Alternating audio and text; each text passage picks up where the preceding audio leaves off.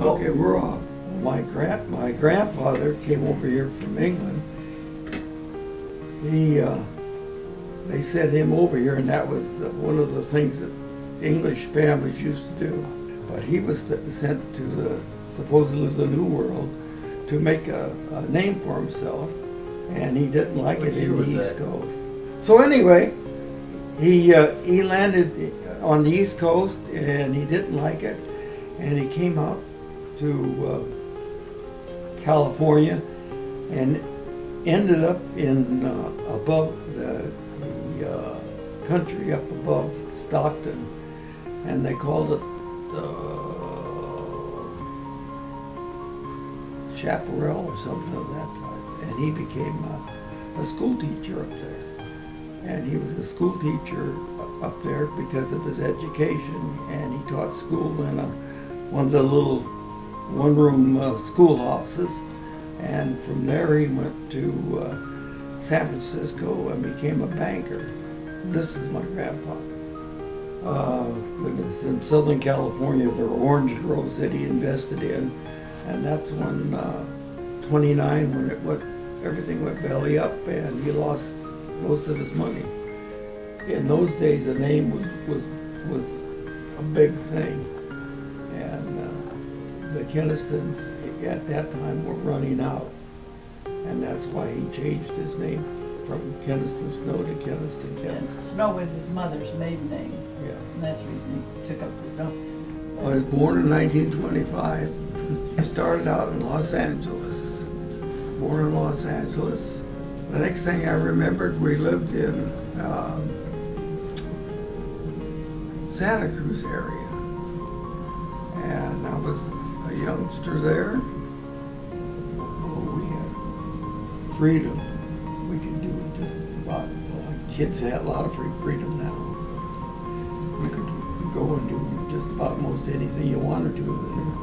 Your parents didn't have any worries about you getting hurt or in trouble or things of that type.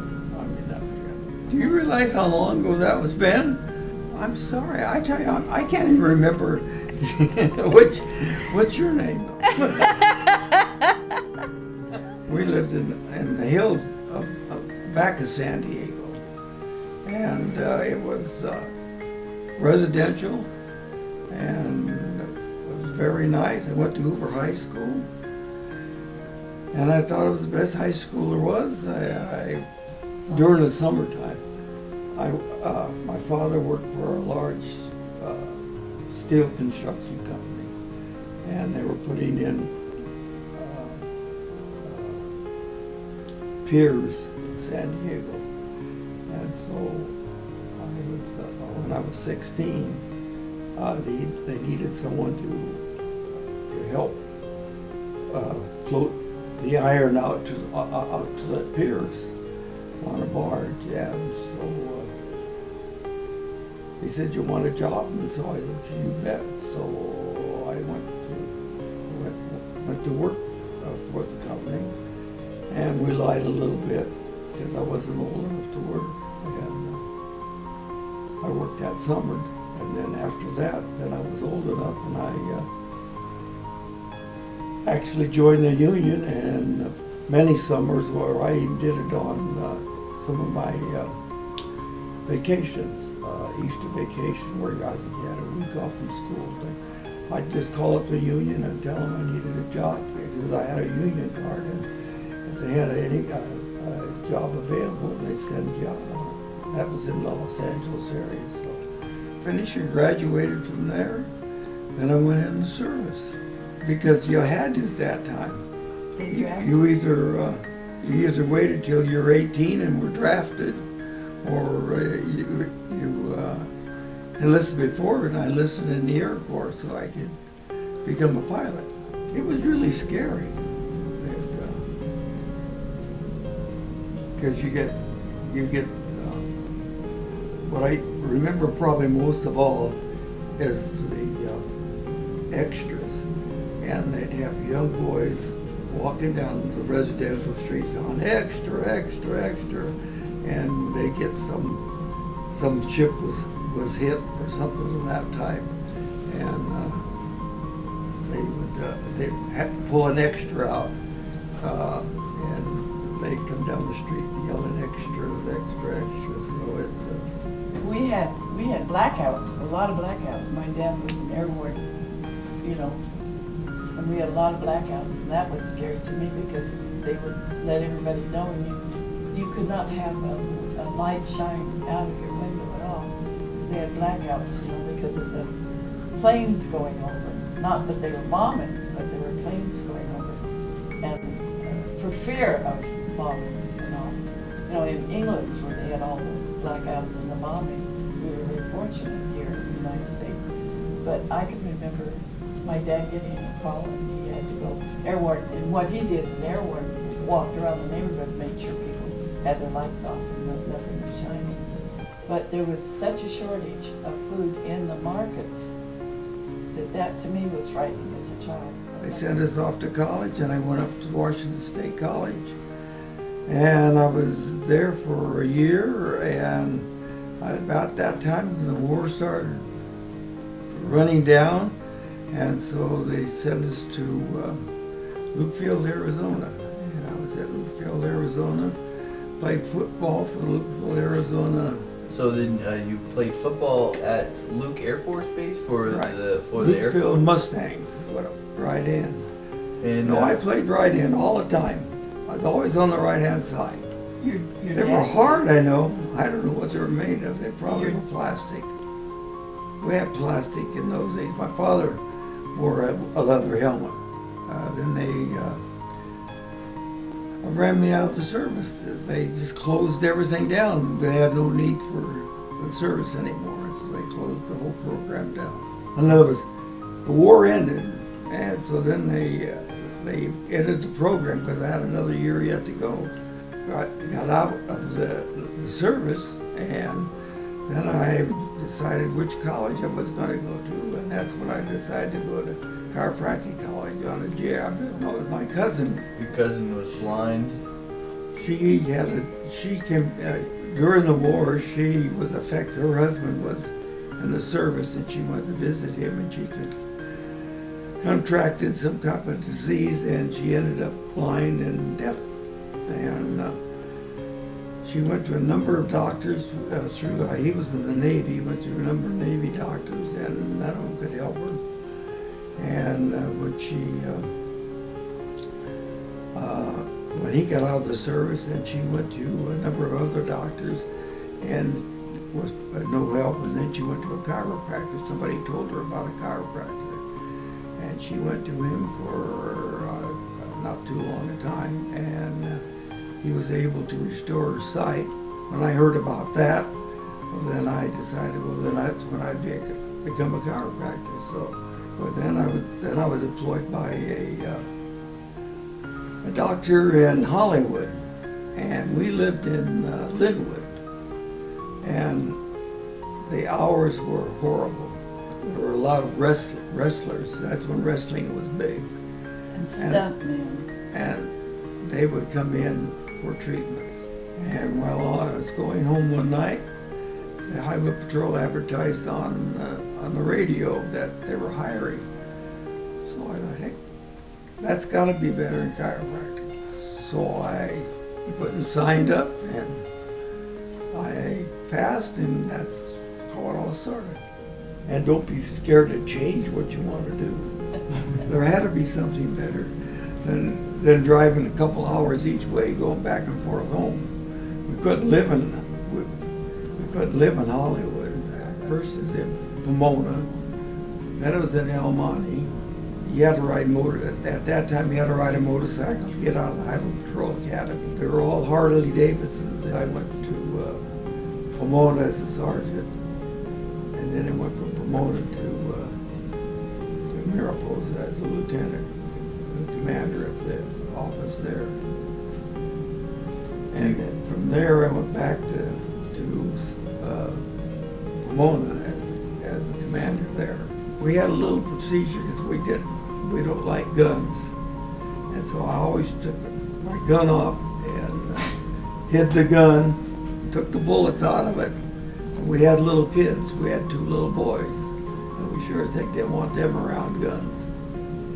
And so every morning my wife would load my gun for me, and while I was out jumping on the motorcycle, no, I wasn't riding motors then. Went out and jumped on my motorcycle and took off. As I took off, well, they had a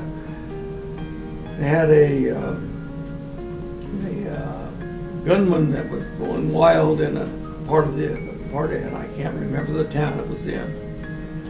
And so we all converged on that area, and there I was out running around trying to chase this guy down with the gun that was shooting people.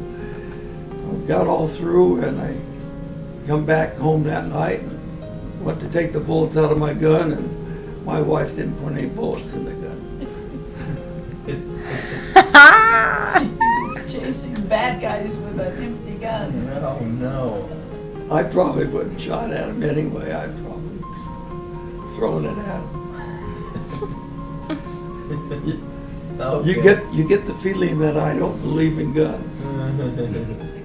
We stopped this great big guy in this car, and I approached him. I was talking to him on the driver's side, and I was trying to talk him to get out of the car, and the guy wouldn't come out of the car.